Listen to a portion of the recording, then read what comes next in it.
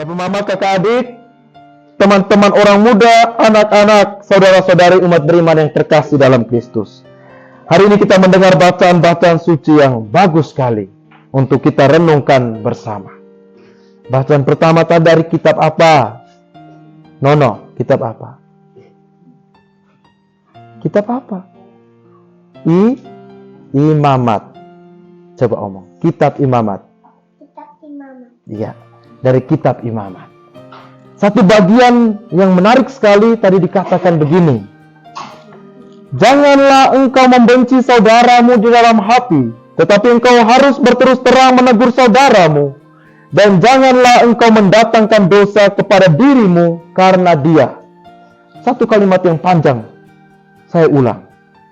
Janganlah engkau membenci saudaramu dalam hati, tetapi engkau harus berterus terang menegur saudaramu.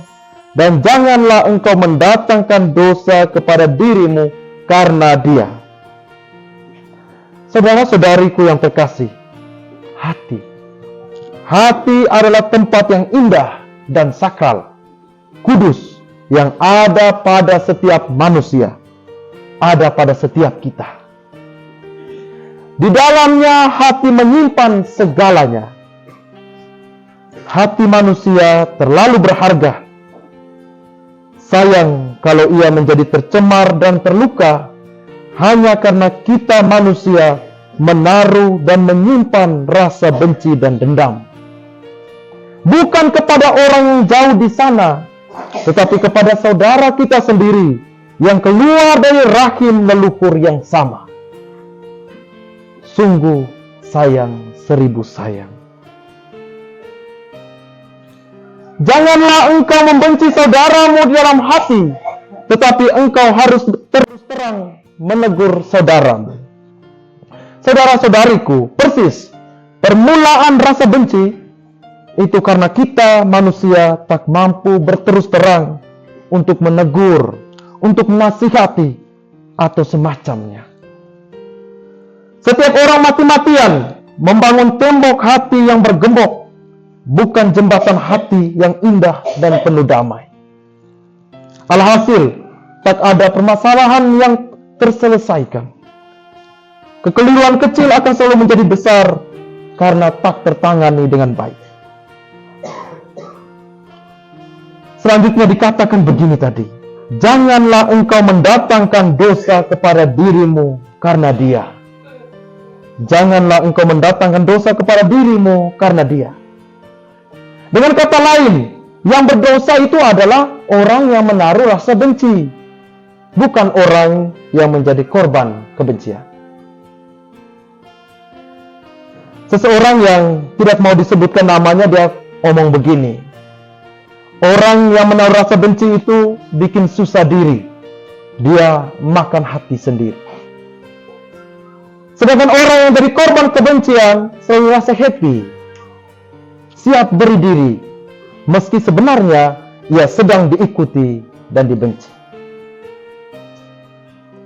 Karena itu saudara-saudariku yang terkasih, Rasul Paulus tadi dalam suratnya kepada jemaat di mana? Korintus, pintar. 100 untuk Nono. Rasul Paulus tadi tegaskan dan katakan kepada kita semua demikian. Saudara-saudara, camkanlah sungguh-sungguh, kamu adalah bait Allah, dan bahwa roh Allah diam di dalam kamu. Camkanlah sungguh-sungguh bahwa kamu adalah bait Allah, dan bahwa roh Allah diam di dalam kamu. Siapapun kita adalah bait Allah, dan roh Allah tinggal dan diam di dalam diri setiap kita. Sekarang, apakah kita tanggap terhadap getaran dari setiap bisikan roh Allah yang arahkan kita kepada hal baik dan benar? Apakah kita tanggap terhadap getaran dari bisikan roh Allah yang arahkan kita untuk bangun jembatan kasih dengan sesama saudara yang telah lama kita tidak bertegur sapa?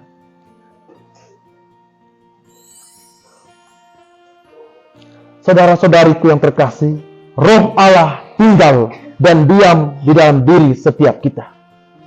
Karena itu, keilahian yang ada pada kita mesti mampu mengalahkan segala pengaruh keinsanian dan kemanusiawian kita. Dan tanda atau bukti kemenangan kita, bukti dan tanda kemenangan kita atas segala keinsanian kita, atas segala kemanusiawian kita adalah seperti yang tadi Tuhan Yesus omong. Tuhan Yesus omong tadi bagaimana dalam Injil apa tadi? Matius. Tuhan Yesus bilang begini, kasihilah musuh-musuhmu dan berdoalah bagi mereka yang menganiaya kamu. Apabila kamu mengasihi orang yang mengasihi kamu, apakah upamu? Bukankah pemungut cukai juga berbuat demikian? Dan apabila kamu hanya memberi salam kepada saudaramu saja, apakah lebihnya kamu dari perbuatan orang lain? Bukankah orang yang tidak mengenal Allah pun berbuat demikian? Saudara-saudariku yang terkasih, kita semua dipanggil, kita semua diminta, dan kita semua dituntut untuk memiliki dan menghidupi kasih gaya Tuhan Yesus. Kasih gaya siapa? Gaya Tuhan Yesus. Bukan kasih gaya pemungut cukai atau kasih gaya dunia ini. Kita diminta untuk menjadi pemenang atas keinsanian kita, atas kemanusiawian kita dengan cara mengasihi tanpa pamrih, membantu tanpa berharap mendapat pujian.